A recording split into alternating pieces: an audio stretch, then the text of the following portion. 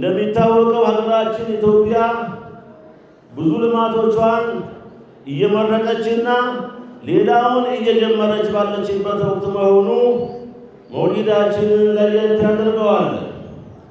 እንደዚሁም ሰባተኛውን ሀገራዊ ምርጫ በተሳካ ሁኔታ አካሂዶ ባለበት ሰዓት መሆኑ መውሊዳችንን ለየት ያደርገዋል። እንደሚታወቀው ሀገራችን ኢትዮጵያ ከ4 ዓመታት በላይ ከወረዳ እስከ ፌዴራል ድረስ ህዝቡን በማወያየት ለሀገራችን ኢትዮጵያ የሚመጀውን ነገር ምክር ሀሳብ በመስጠት የመጨረሻ መቋጫ ደርሶ ምክር ሀሳባቸውን ሰጥተው በገቡበት ማግስት መሆኑ መውሊዳችንን ደስታችንን እጥፍ ድርብ ያደርገዋል። አላሁ አክበር፣ አላሁ አክበር፣ አላሁ አክበር። ይህንን አንድነታችንና አብሮታችን ለማስቀጠል ከምንጊዜውም በላይ ገንዘብ ያለው በገንዘቡ፣ ጉልበት ያለው በጉልበቱ፣ እውቀት ያለው በእውቀቱ ከመንግስታችን ጎን በመቆም እቺን ሀገር ማሻገር ይኖርብናል። አላሁ አክበር፣ አላሁ አክበር።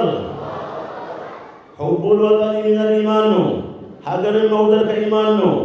እንዲህ የምንሰባሰበው እንዲህ የሚያምርብን እንደዚህ አድርገን ምላሽ የምናሳልፈው ሀገር ሰላም ስለሆነ ነው። የሰላማችንን ጉዳይ፣ የልማታችንን ጉዳይ፣ የአንድነታችንን ጉዳይ ለማንም አሳልፈን የምንሰጠው ጉዳይ አይደለም፣ የእኛ ጉዳይ ስለሆነ። ስለዚህ የተከበራችሁ ውድ ምዕመናን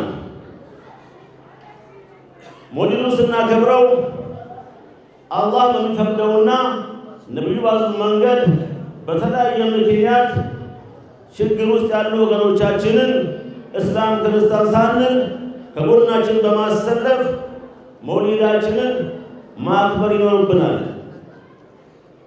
የኢትዮጵያን ትልቅነት የሐበሻን ትልቅነት ከነቢዩ በላይ ሰለላሁ ዐለይሂ ወሰለም የመሰከረ የለም። የትኛውም ሀገር ላይ እስልምና ሳይገባ ነቢዩ ሰለላሁ ዐለይሂ ወሰለም ቀጥታ ከመካ ወደ መዲና እስልምና ሳይገባ ወደ ሐበሻ ሂዱ፣ ሐበሻ ጥሩ ንጉሥ አለ፣ ሀገሩን ጥሩ ነው፣ ዳ ተቀባይ ነው ብሎ ከዛሬ 1450 ዓመት በፊት ነቢዩ ሰለላሁ ዐለይሂ ወሰለም ለሐበሻ ትልቅነትን መስክረዋል። ስለዚህ እኛ ኢትዮጵያ ሙስሊሞች የነቢዩ መሐመድ ሰለላሁ ዐለይሂ ወሰለም ከየትኛውም ዓለም በላይ ልናከብረውና ልንወደው ይገባል። ነቢያችን ሰለላሁ ዐለይሂ ወሰለም በዓመት አንድ የሚከበሩ አይደሉም። ከጠዋት እስከ ማታ፣ ከማታ እስከ ጠዋት፣ ከሳምንት እስከ ሳምንት፣ ከወር እስከ ወር፣ ከዓመት እስከ ዓመት እስከ ዕለተ ሞታችን ድረስ በነቢዩ ሰለላሁ ዐለይሂ ወሰለም ሱናና ፈለግ መኖር ይኖርብናል።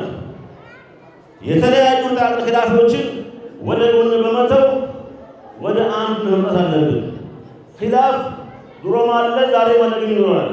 ነገር ግን እነዚህ ኺላፎችን እንደዚህ በመጠቀም በበሰለ በስሜት ሳይሆን በስሌት ኡማውን ወደ አንድ አምጥተን ያለንን መብታችን ተጠቅመን መንግስታችን ጋር ሆነን እቺን ሀገር መሻገር ይኖርብናል። በተረፈ መውሊዱ የሰላም የአንድነት የአብሮ አላህ ያድርግልን። አሽኩሩኩም ለሕስኒ ኢስቲማዒኩም ወቢላሂ ተውፊቅ ወሰላሙ ዐለይኩም ወረሕመቱላሂ ወበረካቱሁ።